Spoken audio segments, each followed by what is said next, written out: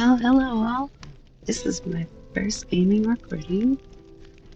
Been gaming for decades and never dabbled in this game recording thing. But giving it a shot, and you might wonder why after all these years would I consider recording a game? Well, it seems to be everyone's doing it. I'm not really a follower kind of person, so I'm not doing it because everyone's doing it. There's actually a game that I've really become very fond of that's brand new to early access on Steam. It's called Whispers of the Swallows. In fact, I'll go ahead and pause the game so you can see the logo. And I highly encourage everyone to give this game a shot. This is a one-man dev game. And you would think with a one-man dev just releasing a game 2 weeks ago to early access that this game would be choppy and unplayable, full of kinks and updates needed and lack of content. This couldn't be further from the truth. There's a few out here that have already started gaming videos of this game, and it has only been released in the last 2 weeks. It's not getting a whole lot of attention though. It's a slow crawl. People are grabbing onto it and staying. And the Discord community is very helpful and very active. But I decided to start my very first gaming video halfway through the progress in this game. Just because if other people are starting out in the beginning, why not show potential gamers what you could eventually get to? Now, this isn't end game by any means. I'm far from that. I'm a video game tester. I'm beta testing this game right now. And everybody latches on to the beginning pictures and videos and descriptions and reviews. But then you go and you buy the game. You get a few hours into it and you realize you made a mistake. But with Steam, once you go past the 4-hour mark, you can't get a refund. So I thought I would show with a little bit of work and some blood, sweat, and tears in a game what it actually looks like once you make some progress. I'll give you a few things to look at as far as my progress is concerned. I've made it, you start out with a whole lot lower stats, and I'm in need of some stuff right now, but you start out with really low stats and you have to work your way up to get these protections, and you have to complete quests and so on. Then you also have an inventory screen. You have an on-the-spot build command center, which you can make anywhere in the game. Even though you've built yourself a base, you can actually go out in the field and drop any one of these workbenches. So for the ore, that might be heavy to carry back in your inventory because your inventory is weight calibrated. You could build yourself a smelter and run that ore out in the woods near an ore deposit and make yourself some bricks, which are lighter in weight and you can carry back. You have elevated skill set. So everything that you're doing in the game, you earn and can increase your crafting skill line. You have questing for a biome, and you have a map, which I'll zoom out. As you can see, these are seeds, these maps, and you actually have the ability to mark up your map with icons, put text, put a check mark if you completed the area. I'm currently in the middle of a test right now, where I use stars to show the locations. I'm missing one, so I have to go out into the evening and find this at nighttime. But you can pretty much travel anywhere on the map, and you'll look at the black cloudy areas. As you travel further, this map opens up, or you can kill enemies, they drop maps, and that will give you certain random spots on the map, like what you're seeing here, that you can travel to. This area here is one, the green is one biome, and this area here is considered freed. I won't spoil the lore and the purpose behind the game, but once you release this portal in Beetle Boss, the whole area and all of its weather combinations change, and the green shows you that you released that. Then you have a help center that tells you all the various different things about the game basics, and as you progress and you earn new skills, some of these help menus get added on later on. This is recent dialogues to anyone that you've spoken with before you release the zone. And then this is your running total. It shows your statistics. So once you're in the game long enough, you have progress. You can build structures like this, and this was the first one I ever built. So it was small at first, and I've added on since, but I've built others out in the world there. And like here is a tanner, where you can, or a hide, dryer, I'm sorry, where you can dry the hide, and we'll just grab it from there because it's finished. And we'll go over here and store it in a chest. Now I am using a mouse, keyboard, and controller combo. So I'm sorry, this over here is the tanner. And with the mouse, keyboard, and controller combo, it may seem counterintuitive. Why would you do that? As a game tester, you kind of want to be able to test all facets of the game, where it shines and where it's lacking. One of the things this game does not have is controller support. So with the controller support, you get that from Steam. And since Steam is trying to calibrate their controller support coding into the back end of the game, basically only a few keys or a few things on the controller. I have used the controller to move around. I have some hand-eye coordination issues from a head injury, and so I use the controller to move around and pick up things. But when it comes to back at the base or in a protected zone, and I need to do a lot of things, I find the mouse a little bit easier to work with. But you just walk up to things and harvest materials as you come across them. And these are enemies, but after a certain point, once you become better geared and have better weapons and have better positioning, some enemies will run from you, others will not. But if you're looking at the scenery here, I mean, for a game that was just released 2 weeks ago, it's had a few updates, patches, but the game is completely playable. I've seen games come out that have bigger development teams, have more time, spend years and years and years, and they're, you know, have more manpower, more funding, more money, come out with half of what this guy put out for this game. The developer for this game, his name is Thomas. He is from France, and he built this game by himself. He is very active on Discord with us, so we were able to feature upvote suggestions and things we'd like to see in the game. He considers it.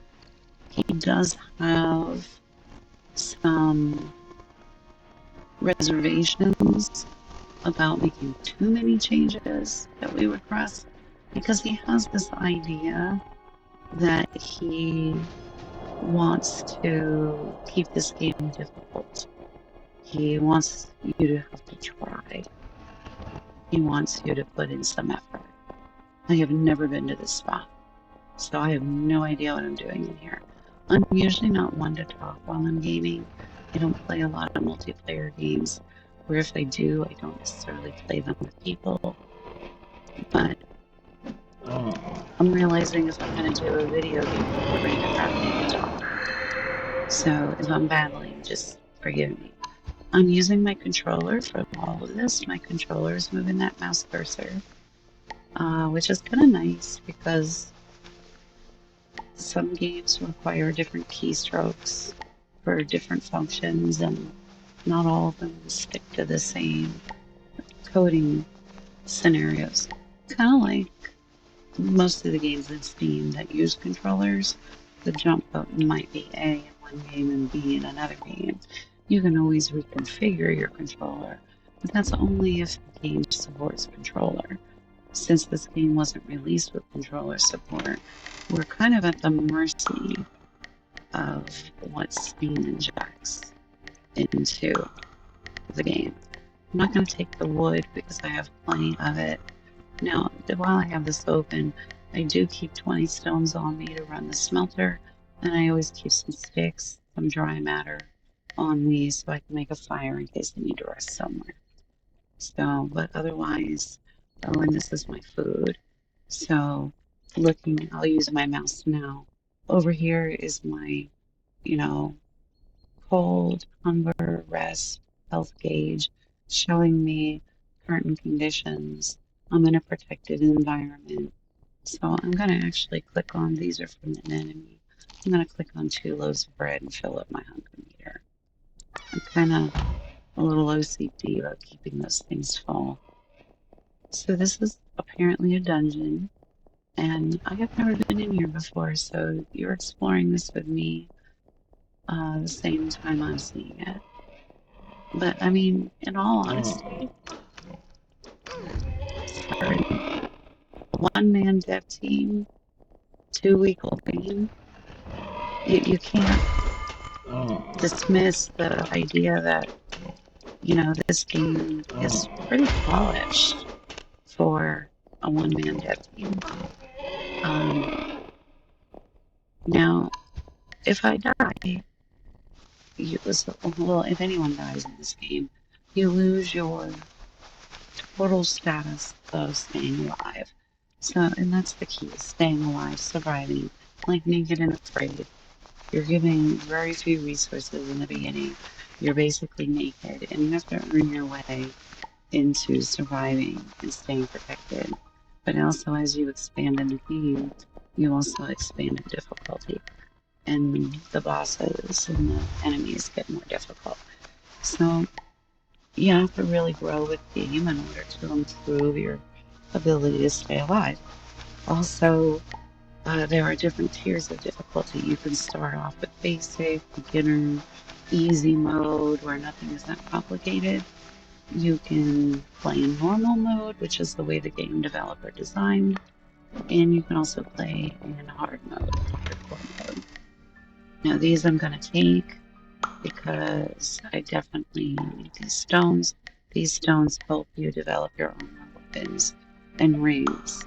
Definitely want hide, and definitely want to read the book because reading the book advances my crafting line. I don't need any bandages and I don't need backpacks, so I'm going to leave it. And when you're playing with multiplayer, maybe they need those things, so it's always a good idea to leave something behind that you don't want. You can actually even put things in this chest from your inventory. In fact, here, what am I gonna leave in here? I'll leave 2 loaves of bread. There.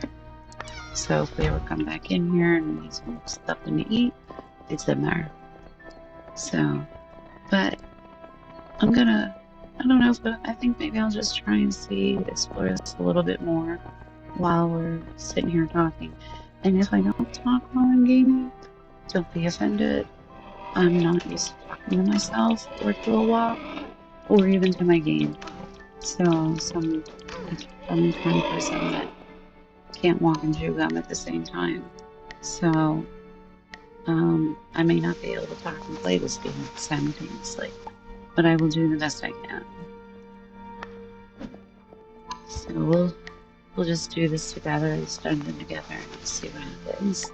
But I was hoping by making this video that I can show you, you know, why this game might be an interesting game for some of you to play. and I do encourage it. It's peaceful. I don't know if you can hear the music in the background of the game. I pretty much set it up that so you could hear it, but I don't have it turned up really loud. Uh, the developer, Thomas, he created the soundtrack for this game. He's a very talented man. You know, between creating the game itself and creating the music to go with it, I already have some of these shards in my chest at home. I already have these maps at home back. These maps that I'm not taking are the green area that I've already completed. So I don't need the green maps. But I will take the books and the hide. And again, I'm using my mouse to do this. And then we're going to sit for a minute, which will help the rest meter in the lower right-hand corner. I'll read some of these books to free up some of my inventory so I can take more from the chest. If you're not using a controller, standard keyboard and mouse layouts apply. So, and then there is a tutorial in the settings when I paused the screen earlier that will give you those screen tutorials or keyboard and mouse tutorials. So let's go ahead and open up this chest again. Take this book and put the bread back and take this book. I already have food on me. In fact, let me swap that. Alright. And then sitting or standing by the fire helps replenish your rest page. You can also sleep in a bed in a protected environment, whether it's a house you build or a cave. The developer has designed this game where you're not really supposed to build a base build and keep going back to it. You want to just struggle a little bit while you're out exploring. Stop and either repurpose already existing small structures or build yourself a hut or use a cave. And he does recommend that if you're gonna take refuge in a cave, to put a door on it to keep the enemies from attacking you. That came from the developer directly. I kind of left the starter cave area and built myself a small little hut, put a fire pit in it and a bed, and worked my way up to where you saw me started. So over time, you will gain more confidence in how you operate the game. Oh, here we go. What have we got here? A memory stone.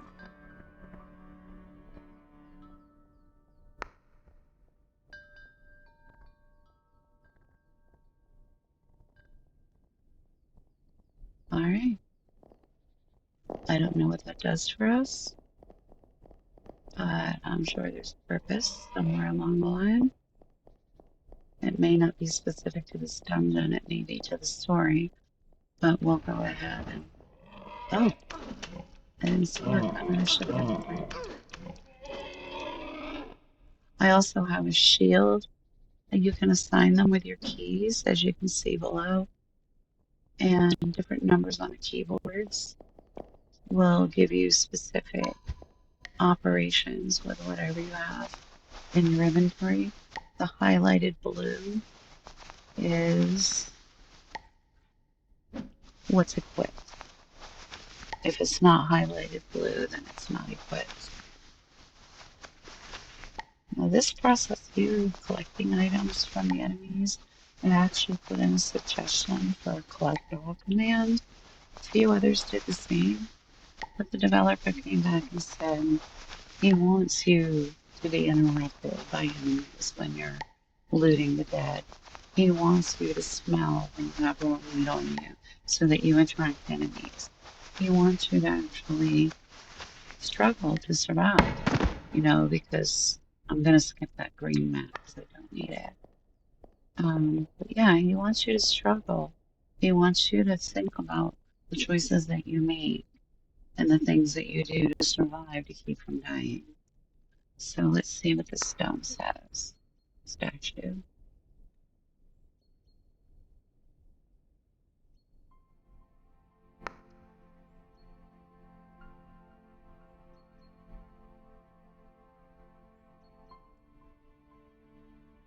that's sweet.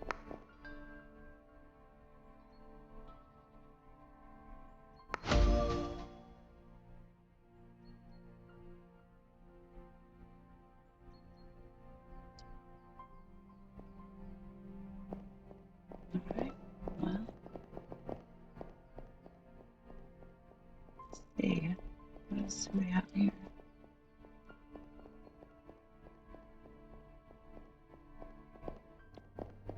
It looks like something might go in there, maybe like fire or a stone.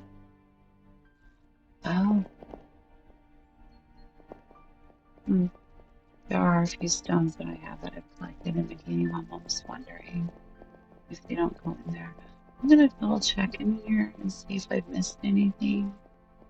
I'll hit those rooms there on the way back.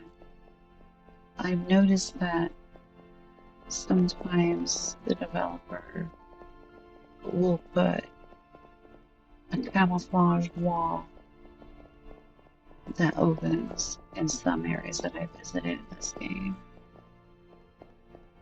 So I'm just gonna double check to make sure I haven't missed anything.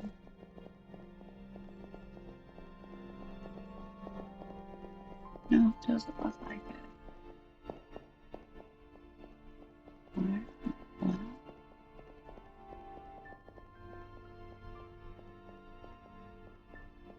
I'll double check these rooms all the way up.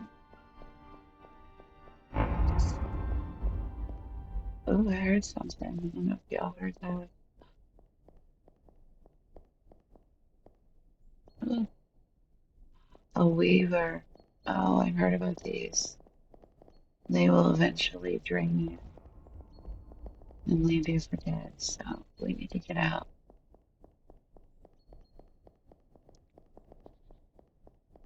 Yeah, so a weaver is something I guess you can't kill, but it can kill you. I haven't met one, but I've read about them in our Discord community. I don't think I want to meet one either. Double check and make sure there's nothing else all around here that we need to be aware of. And so these are the pre-built structures that you'll see randomly in the game from time to time. And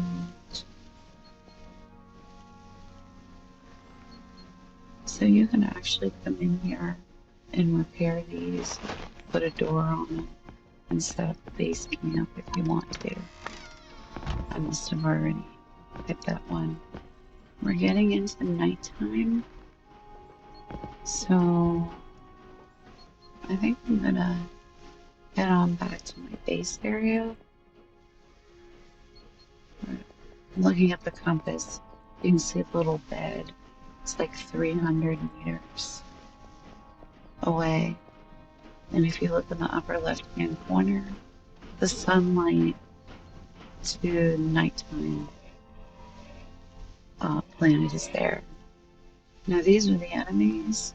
They're running away from me because I have leveled up enough to where they're kind of more afraid of me than I am afraid of them. But you can kill them and loot them. Most of the time they just give you pieces of ore and some bread. Whereas the goats, they give you meat and hide, bones. So we're gonna try and beat the darkness back to our basic bed area. Where is that bed? Oh, there. No, there it is. We're going in the wrong direction. So there is a map in the upper right-hand corner. It's like a mini map, which is also something really awesome about this developer, because you can tell he's played games that you've played and wish developers had put things in those games like you have, like you want it. I do want this firefly right here. I'm gonna try and see if I can get it.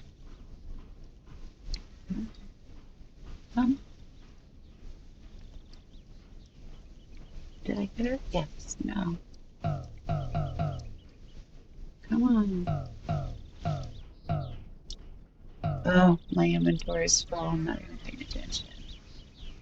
Oh, and it's following me. How cool is that? This is the starter cave for the seed. Oh, and look, the bird wants to talk to me. So he greets you when you first start the game and he sends you on your way and gives you guidance. And each time you expand in the game, um, he comes to you and either congratulates you or, gives you further quests to take. I'm putting things to start a fire and some basic food in here. Sometimes I play with my sister. So, and this is a starter cave for my seed. All right, let's see here.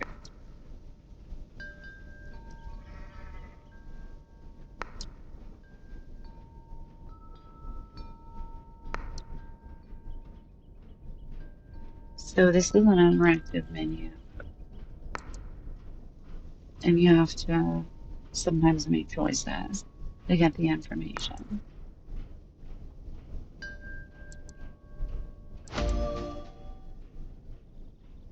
Okay, so now looks like they want me to go to a completely new zone to finish this quest. But we're not going to do that tonight. As you can see, the sun is setting. And for the blurriness in the background, I have my graphics card settings to reduce shadows a bit and to blur the stuff off in the distance that I don't need to see. So that's why you see that off in the distance. Depending on your graphics card and settings that you choose, you can decide if that's the right choice for you. So what I usually like to do is I like to come in here and start a fire. I just gave that chest my wood, so I'm gonna grab another bundle. This keeps my house warm, keeps me warm also while I'm sleeping.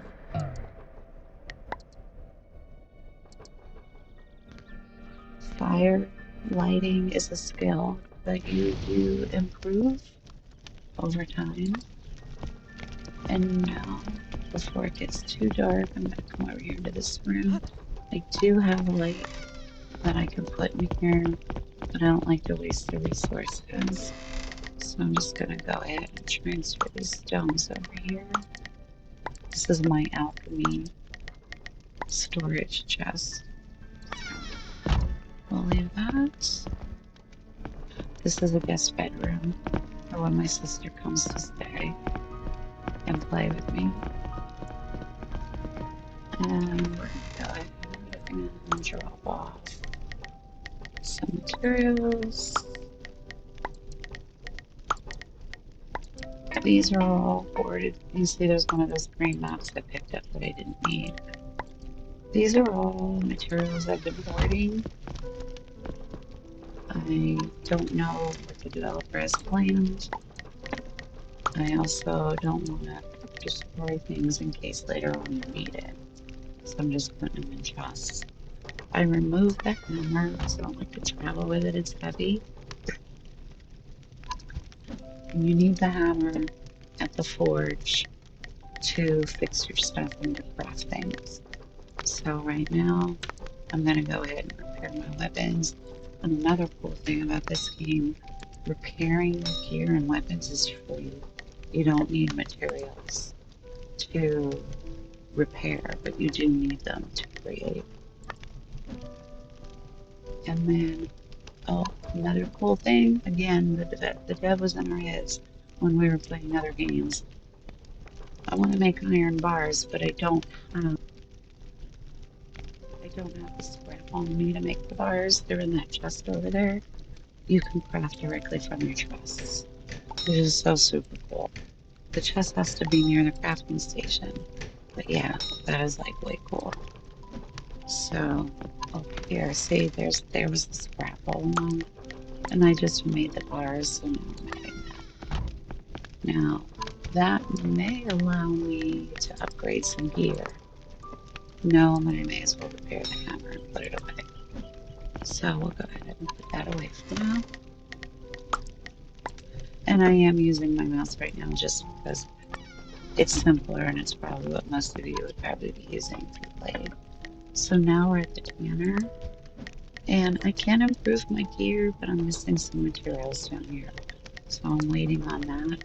But I'm gonna go ahead and repair since that's free. And then as far as putting things away, I think I've already done that. And my hide dryers are still drying. I don't have any need to put anything in here. Oh, I do want to go ahead. It's going to be dark, but I'm kind of already know where I'm at. Looks like that firefly is following me around, giving me a little bit of light and complaining. And I do have a book to read, so I'll set that fire.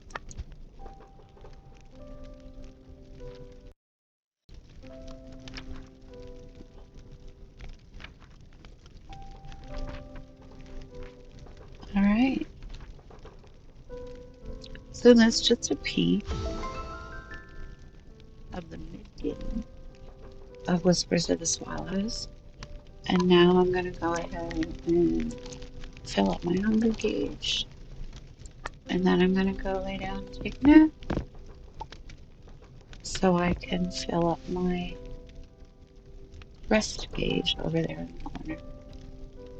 Also, resting in the bed advances the globe in the upper left-hand corner from night to day.